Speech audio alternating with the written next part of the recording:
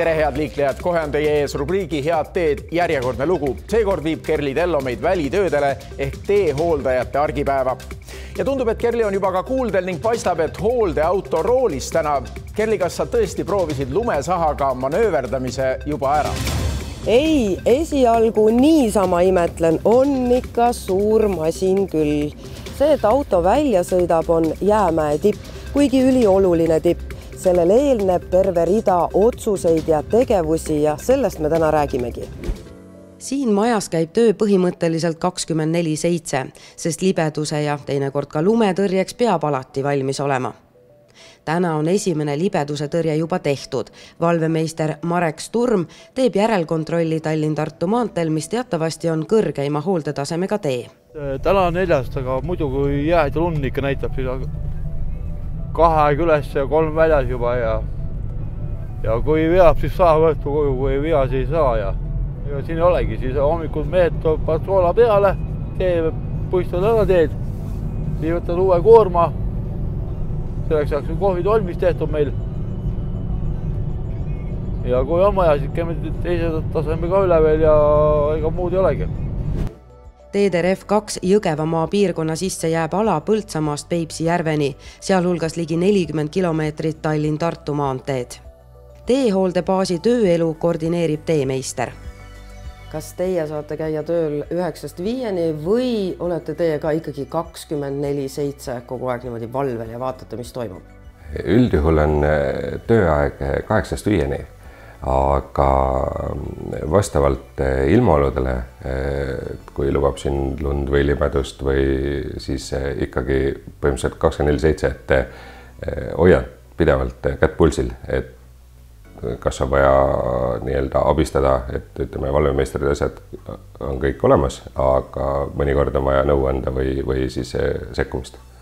Kui hooldeauto ringilt naaseb, siis lisatakse kloriide ja vett, et auto oleks taas valmis ootamatuks väljasõiduks. Vahepealsel ajal tegelevad mehed tehnika hooldusega ja muude tegevustega, mida jagub rohkelt nii suvisel kui talvisel ajal.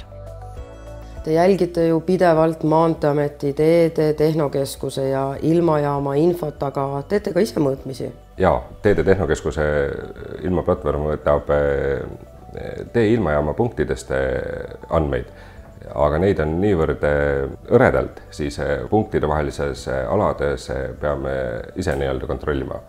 Ja samas teostame ka järelmõõtmisi, et kui oleme puisteed või sahkamised ära teinud, siis kontrollime, kas kloriidid töötavad või kas kogused pidasid paika ja kas teed said puhtaks. Marek, saad sa tulla hommikut muidugi? 3. tase nüüd sai ära, et peaks minema kontrollima ka teist taset, jah, et kas on seal ka nagu libedaks läinud või... Kiiremad tööd kõrgema hooldetasemega teedel on tehtud ja kuigi teeolud on täna pigem head, siis igaks juhuks kontrollitakse üle ka kõrvalteede haardetegur. 50 km tunnis ja siis ma vajutasin piduripedaali põhja lihtsalt. Äkki pidurusega saan siis selle haardeteguri kätte tee pealt.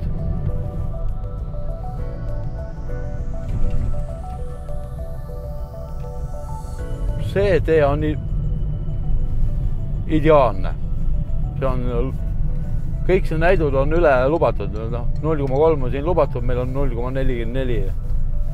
Oma südame rahutusega käid kontrolli lihtsalt aeg-ajalt, mis see tee näitab ja muidu ikka vaatad arvuti ekraani pealt. Kui teised hakkab puistma, siis tuleb ikka välja tulla.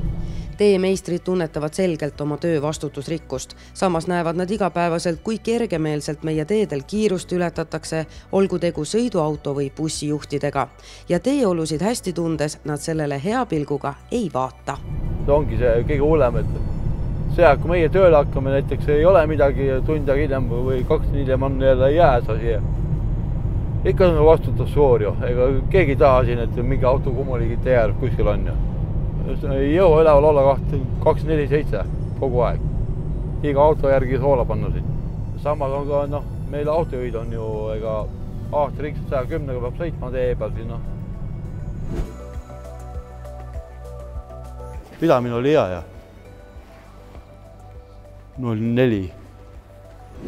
Milline see talv on teehooldaja jaoks olnud, sest lund ei ole ju eriti palju, on kerge või raske? ikkagi töine, et lumetõrjet on küll üksikud korrad olnud, aga sellest on libedustõrjed jälle kõvasti. Millised olud on kõige keerulisemad ja töömahukamad? Kõige keerulisemad on ikkagi sellised ilmad, kus tuleb korraga palju lund ja lumesadu kestab võib-olla seal päevi ja samas hästi ootamatud on alati jäitevihmad, et neid ei osata veel hästi ette prognoosida ja siis on tegutsemine, see nõuab kiiret tegutsemist. Vot nii näeb välja teehooldajate töine argipäev ehk Jäämäe veealune osa. Head teed!